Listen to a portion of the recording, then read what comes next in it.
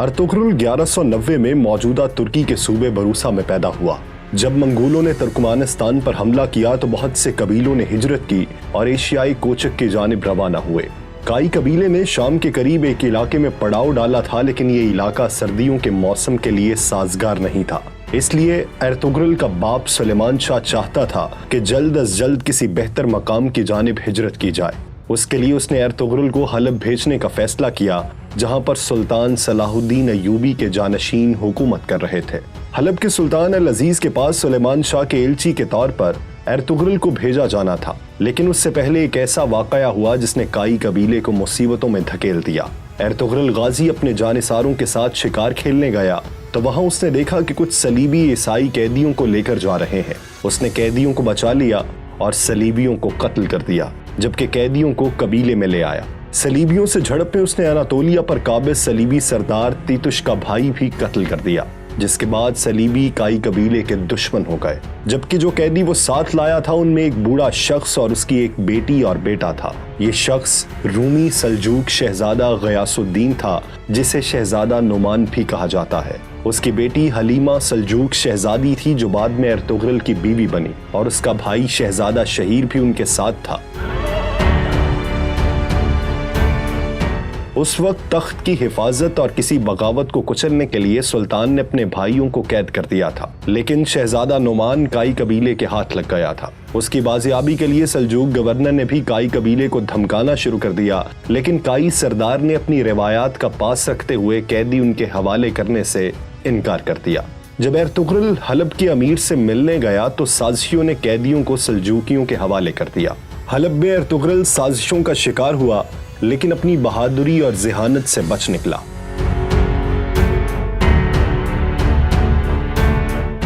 Ertugrul نے جو علاقہ سلطان سے حاصل کیا وہ صلیبیوں کے قلعے کے نزدیک تھا، اور اس میں رہنے کا مطلب تھا کہ موت کے منہ میں چلے جانا۔ قبیلے کے سرداروں نے مخالفت تو کی، لیکن سلیمان شاہ نے ہجرت کی اور قبیلہ اناطولیہ کی سرحد پر آباد ہو گیا۔ تیتش نے اپنے بھائی کا بدلہ لینے کے لیے ان پر حملہ کیا۔ کائی قبیلے نے ارطغرل کی قیادت میں ان کے قلعے پر حملہ کر دیا۔ کائیوں نے صلیبی قلعہ فتح کر لیا۔ 1225 میں سلیمان شاہ کے انتقال کے بعد قبیلے کی سرداری کا مسئلہ سامنے آیا، لیکن اس سے قبل کہ کوئی فیصلہ ہوتا منگول ان پر حملہ کر چکے تھے۔ 1230 میں منگول تاتاری چنگیز خان کی قیادت میں چین اور ایران فتح کر چکے تھے۔ منگولوں کی ایشیائی کوچک مہم کا سربراہ نویان تھا۔ اس نے تمام ترک قبیلوں پر حملہ کیا اور انہیں روندتا چلا گیا۔ اس نے کائی قبیلے پر بھی حملہ کیا اور قبیلے کو آگ لگا دی۔ قبیلے کے لوگوں نے مشکل سے جان بچائی اور ارطغرل کی والدہ حائمہ خاتون اور بھائی گلداروں کی قیادت میں اپنے دوست قبیلے دو درگا چلے گئے۔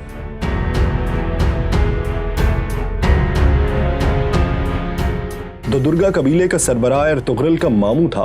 اس نے ان کو رہنے کی جگہ دی اور ان کی مدد کا فیصلہ کیا۔ ارطغرل نے منگولوں کے خلاف لڑنے کا فیصلہ کیا، لیکن قبیلے کے عمائدین اور اس کے ماموں اور بھائی نے اس کی مخالفت کر دی۔ لیکن وہ خاموش رہنے والا نہیں تھا۔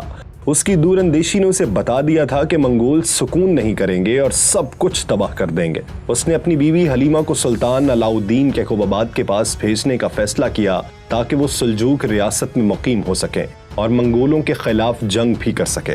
ارطغرل جلد از جلد سلجوق ریاست میں جانا چاہتا تھا۔ اس کے لیے اس نے اناطولیہ کے مغرب کے قریب ایک علاقے کا انتخاب کیا۔ نویان کے خلاف جنگ کے دوران ارطغرل کو سخت پریشانیوں کا سامنا کرنا پڑا۔ اس کے ماموں کی وفات کے بعد اس کا ماموں زاد دو درگا قبیلے کا سربراہ بن گیا، لیکن وہ اپنی سوتیلی ماں اور غداروں کے ہاتھوں کٹ پتلی بن چکا تھا۔ ارطغرل کے قبیلے کے سردار کا انتخاب کیا گیا تو اس کے بھائی گلداروں نے سرداروں کو پیسے دے کر ساتھ میں لایا اور سردار بن گیا۔ اس کا سردار بننے کا مقصد تھا کہ وہ ارطغرل کو اناطولیہ جانے سے روک سکے۔ ارطغرل کے بھائی کی پشت پر سلجوق سلطان کا نامزد کردہ وزیر سعد الدین کوپیک تھا۔ سعد الدین کوپیک ایک فتنہ پرور شخص تھا۔ سعد الدین کوپیک سلطان کو مار کر سلجوقی تخت پر قبضے کا خواب دیکھ رہا تھا، لیکن اسے ارطغرل اس راہ میں رکاوٹ نظر آتا تھا۔ ارطغرل نے منگولوں کے سردار نویان کو جنگ میں شکست دی اور صلیبیوں کی سرحد پر ہجرت کا فیصلہ کر لیا۔ ارطغرل کو ایک دینی شخصیت ابن العربی کی رہنمائی بھی حاصل تھی، جو کہ اس کی ہر فیصلے پر رہنمائی کرتے تھے۔ اس کے ساتھ ساتھ ارطغرل کی بہادری کی وجہ سے ترکوں کی تنظیم سفید داڑھی والے بھی اس کی پشت پر تھے اور ان کی مرضی سے ہی وہ صلیبیوں کے قریبی سرحد پر ہجرت کرنا چاہ رہا تھا۔ اس نے اپنے بھائی سے بغاوت کی اور اپنے جانثاروں، والدہ، چھوٹے بھائی، بیوی اور قبیلے کے 400 افراد کے ساتھ ہجرت کا فیصلہ کیا اور اناطولیہ کی مغربی سرحد پر آباد ہو گیا۔ یہاں آباد ہو کر وہ کائی قبیلے کے اس ٹکڑے کا سردار بن گیا۔ نئی جگہ ہجرت کے بعد حالات سازگار نہ ہوئے اور قبیلے میں فاقوں کی نوبت آنے لگی۔ اس دوران ارطغرل کے قبیلے کی خواتین قالین بنانے کا کام کرتی رہیں اور ان قالینوں کو بیچ کر اناج لایا جاتا رہا، لیکن وہ کھانے کے لیے بہت کم تھا۔ مغربی سرحد پر اس کا سب سے بڑا حریف چاودار قبیلہ تھا، جس کے سردار جاندار بے کے بیٹے اورال نے ارطغرل کی مخالفت کی اور اس کے قالینوں کے قافلے پر حملہ کر کے اس کے متعدد سپاہی قتل کر دیے اور اس کے ساتھ ساتھ تمام مال جلا دیا، جس کے بعد اس کے قبیلے پر مزید مصیبتیں ٹوٹ پڑیں۔ وہ جس بازار میں تجارت کرتے تھے اس بازار کو ہانلی بازار کہا جاتا تھا۔ یہ بازار آج بھی ترکی میں ہانلی بازار کے نام سے موجود ہے۔ اس کا مالک سیمون قسطنطینیہ کے صلیبیوں کا جاسوس تھا۔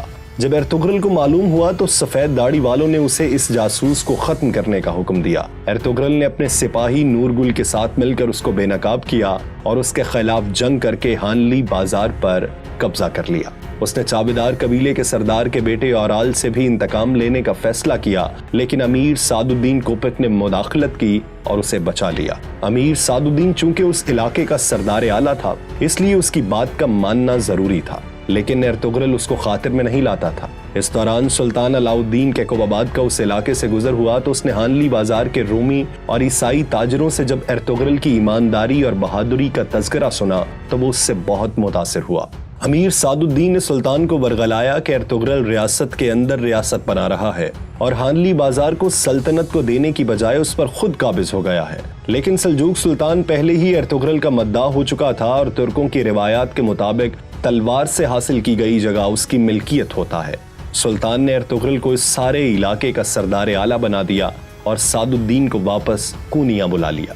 سردار اعلیٰ کے ساتھ ساتھ اس نے ارطغرل کو کارا چائسار قلعہ فتح کرنے کا بھی حکم دیا، کیونکہ انہوں نے سلطان پر حملہ کرنے کی کوشش کی تھی۔ سلطان نے اس کو وعدہ کیا کہ وہ جلد اپنی ایک فوج اس کی مدد کو بھیجے گا۔ ان سب جنگوں میں چاودار قبیلے کا اورال بے ارطغرل کے خلاف رہا، مگر اس کا بھائی آلیار اور بہن اصلاحان نے ارطغرل کا ساتھ دیا۔ آلیار جان فشانی سے لڑتے ہوئے شہید ہو گیا۔ اس کے بھائی اورال کو ارطغرل نے بغاوت کے جرم میں قتل کر دیا۔ اس کی بہن اصلاحان کو قبیلے کی سربراہ بنا دیا گیا اور ارطغرل نے اپنے سب سے بہترین دوست ترگت، جسے نورگل بھی کہا جاتا ہے، اس سے اس کی شادی کروا دی۔ لیکن یاد رہے، نورگل کی پہلی بیوی منگولوں کے حملوں میں زندہ جلا دی گئی تھی۔ یوں دونوں قبیلوں میں دوستی کی فضا پیدا ہو گئی۔ اس دوران ایک جھڑپ میں قلعے کا کمانڈر ویسیلیوس ارطغرل کے ہاتھوں مارا گیا اور نیکیا کے شہنشاہ نے آرس کو گورنر بنا کر بھیجا۔ آرس نے ارطغرل کی طرف دوستی کا ہاتھ بڑھایا اور جنگ روک دی، لیکن امیر سعد الدین کوپک اور چاودار قبیلے کی دوسری شاخ کے سردار بہادر بے کے ساتھ مل کر اس نے ارطغرل کے خلاف سازشیں شروع کر دیں۔ اس نے ارطغرل کے بیٹے کو بھی قید کر لیا اور بہادر بے کی سازشوں میں مدد کی۔ ارطغرل نے بہادر کو قتل کر دیا اور چاودار قبیلے کا نیا سردار اصلاحان کے شوہر نورگل کو بنا دیا۔ اس سے نمٹ کر ارطغرل نے سلطان کی فوج کا انتظار کیے بغیر ہی اپنے سپاہیوں کے ساتھ مل کر قلعے پر حملہ کیا اور قلعے پر قبضہ کر لیا۔ قلعے کا گورنر آرس اپنی جان بچا کر بھاگ گیا اور قلعے پر سلجوق سلطنت اور کائی قبیلے کا پرچم لہرا دیا گیا۔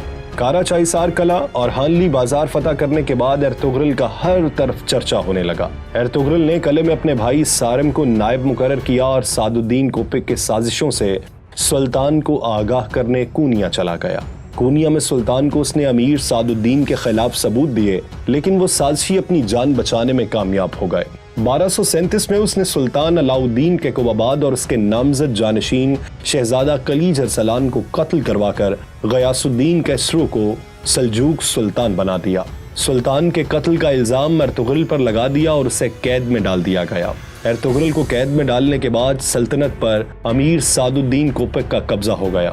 اس نے کارا چائسار قلعے اور اس علاقے سے ارطغرل کی سرداری ختم کروا دی اور گنالپ نامی قلعے دار کو سردار اعلیٰ اور قلعے کا نگران بنا دیا۔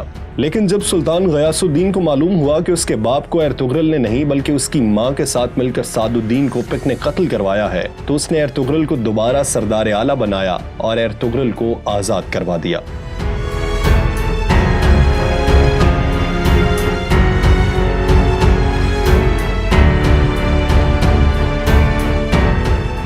سلطان غیاث الدین نے امیر سعد الدین کو قتل کرنے کا حکم جاری کیا اور ارطغرل کو یہ ذمہ داری سونپی۔ ارطغرل نے گنالب بے کو اس سازشی شخص کی اصلیت سے آگاہ کیا اور اس کے ساتھ مل کر سعد الدین کوپک کا خاتمہ کیا اور سلطنت کو دوبارہ پیروں پر کھڑا کرنے کی کوشش کی، لیکن اس نے گنالب کو کارا چائسار قلعے کا نگران ہی رہنے دیا اور خود قبیلے سمیت سوغوت ہجرت کر گیا۔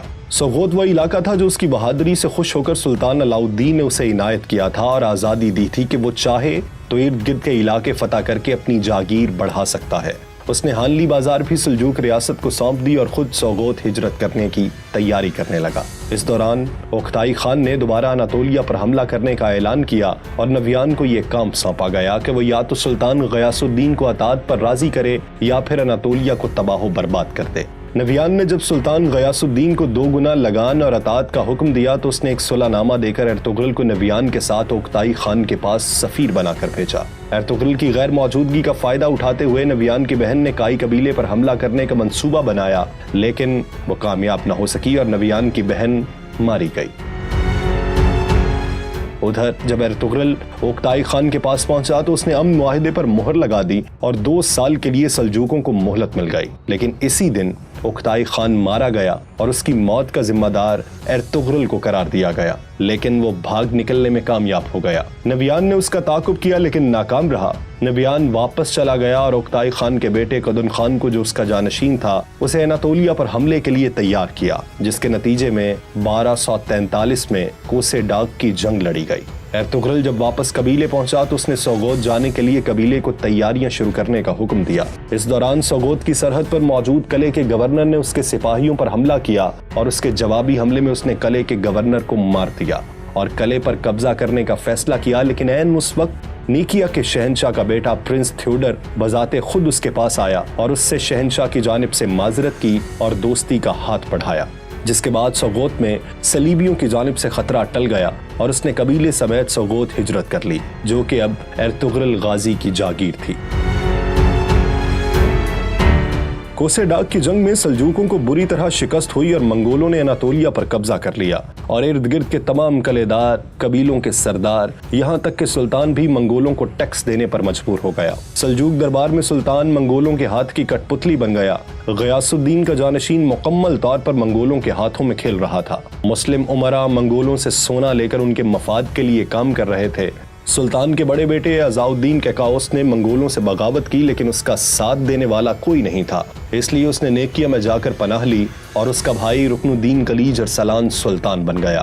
منگولوں کا حکمران ہلاکو خان بن گیا تھا جو مشرق میں تبریز تک خون کی ندیاں بہا چکا تھا اور عنقریب اناطولیہ کے باقیوں کو روندنے کا منصوبہ بنا رہا تھا۔ اس دوران ارطغرل نے سوغوت میں اپنا قبیلہ بسا لیا اور وہاں سے منگولوں کے خلاف جدوجہد جاری رکھی، لیکن یہ جدوجہد ظاہری نہیں تھی۔ ظاہری طور پر وہ منگولوں کو ٹیکس دیتا تھا، لیکن اندرونی طور پر وہ منگولوں کے خلاف ایک بڑا منصوبہ تیار کر رہا تھا۔ اس نے مصر کے مملوک سلطان ملک الظاہر رکن الدین بیبرس اور چنگیز خان کے پوتے برقا خان، جس نے اپنے قبیلے کے ساتھ اسلام قبول کر لیا تھا اور منگولوں کے خلاف جنگ جاری رکھے ہوئے تھا، اس کے ساتھ مل کر ایک منصوبہ بنایا۔ سلطان عزاؤالدین کیکاؤس اور اس کے حامی قبائل کو اکٹھا کیا اور ان 2 بڑی طاقتوں کو منگولوں سے لڑنے کے لیے تیار کر لیا، لیکن اندرونی سازشوں اور صلیبی قلعے کے غدار گورنر کی طرف سے حملوں کے بعد ارطغرل بری طرح پھنس گیا تھا، کیونکہ اپنے عظیم مقصد کو پورا کرنے کے لیے ایک بڑی جنگ ضروری تھی، لیکن اس دوران وہ کسی طور بھی بازنطینیوں سے جنگ کا سوچ بھی نہیں سکتا تھا۔ منگولوں کی شورش جاری تھی جبکہ کئی قبیلے کے لوگ ان سے مل چکے تھے۔ ارطغرل کا سوغوت سے کنٹرول ختم کرنے کے لیے سلجوق وزیر بہاؤالدین نے امرولو قبیلے کو سوغوت میں بسانے کا فیصلہ کیا۔ امرولو قبیلے کا سربراہ ارطغرل کے خلاف تھا، لیکن اس کی بیٹی ارطغرل کو پسند کرنے لگی اور بعد میں ارطغرل نے اس سے شادی کر لی۔ صلیبی باغیوں نے قلعے پر قبضہ کر لیا۔ ان کا سربراہ کمانڈر ڈراگوس تھا جو ارطغرل کو سوگوت سے نکالنا چاہتا تھا۔ اس نے امرولو قبیلے کے سردار کو قتل کر کے اس کے الزام ارطغرل کے بیٹے گندوز ایلپ پر لگا دیا، جس کے بعد دونوں قبیلوں میں لڑائی کا اندیشہ ہو گیا۔ لیکن ارطغرل کی ذہانت اور سمجھداری سے وہ اس مصیبت سے بچ نکلے۔ امرو بے کے بعد اس کا بیٹا بولاد بے اس قبیلے کا سربراہ بنا۔ بولاد بے منگولوں کا خاص آدمی تھا اور باغی قبائل کے خلاف ایک مہم جاری رکھے ہوئے تھا۔ اپنی اصلیت چھپائے ہوئے وہ الباستی کے نام سے ترک قبیلوں کے لیے دہشت بنا ہوا تھا۔ دوسری طرف ڈریگوس بھی گمنام تھا۔ ارطغرل کو دو گمنام دشمنوں کا سامنا تھا اور وہ دونوں اس کی نظروں کے سامنے تھے، یعنی الباستی بولاد بے کے روپ میں اور ڈریگوس سوگوت کے کلیسا میں زنگوچ کے روپ میں۔ الباستی نے ارطغرل کے بھائی گلداروں کے قبیلے کو بھی تباہ کر دیا اور وہ اپنی جان بچا کر پہاڑوں میں روپوش ہو گیا تھا۔ ارطغرل کے سامنے نادیدہ دشمن تھے اور ایک عظیم مقصد اس کا منتظر تھا۔ اس صورتحال میں وہ کسی طور ان معمولی دشمنوں کو نظر انداز نہیں کر سکتا تھا۔ ارطغرل نے منگولوں کے 2 سرداروں کو قتل کر دیا جو اس کے قبیلے پر حملہ آور ہوئے تھے۔ ان کی موت کے بعد ہلاکو خان کا بھائی ایروک بوکا اس کے مقابلے کے لیے سوگوت آ گیا۔ اس نے الباستی کی مدد کی اور ارطغرل کے خلاف جال بننے شروع کیے، لیکن ارطغرل ایک مرتبہ پھر اپنی ذہانت سے بچ نکلا۔ اس نے ڈریگوس کو بے نقاب کیا اور اسے قتل کر دیا۔ الباستی بھی جب کھل کر ارطغرل کے سامنے آیا تو اس کے بھائی گلداروں کے ہاتھوں مارا گیا۔ ارطغرل ان دشمنوں سے نمٹنے کے بعد مغرب میں برقع خان سے ملاقات کے لیے چلا گیا۔ ایروک بوگا کو جب اس بات کا علم ہوا تو وہ اس کے پیچھے چلا گیا۔ ارطغرل نے برقع خان کے غدار وزیر کو بے نقاب کیا اور ایروک بوگا بھی برقع خان کے ہاتھوں مارا گیا۔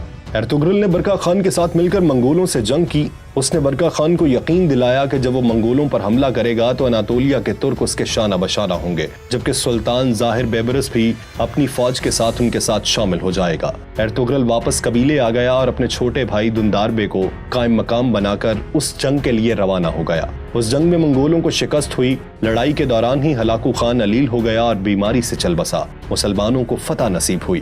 بغداد سے خلافت عباسیہ کے خاتمے کے بعد خلافت عباسیہ قاہرہ منتقل ہو گئی۔ سلطان بیبرس بھی واپس مصر چلا گیا اور ارطغرل جنگ سے غازی بن کر لوٹا، اسی لیے غازی اس کے نام کا حصہ بن گیا۔ وہ 1280 میں 90 سال کی عمر میں سوگوت میں فوت ہوا اور اسی شہر میں اس کا مقبرہ تعمیر کیا گیا۔ ارطغرل غازی کی بہادری اور شجاعت اور فروغ اسلام کی خاطر جدوجہد کی نشانی کے طور پر ترکمانستان میں اس کے نام پر ایک مسجد بھی تعمیر کی گئی ہے۔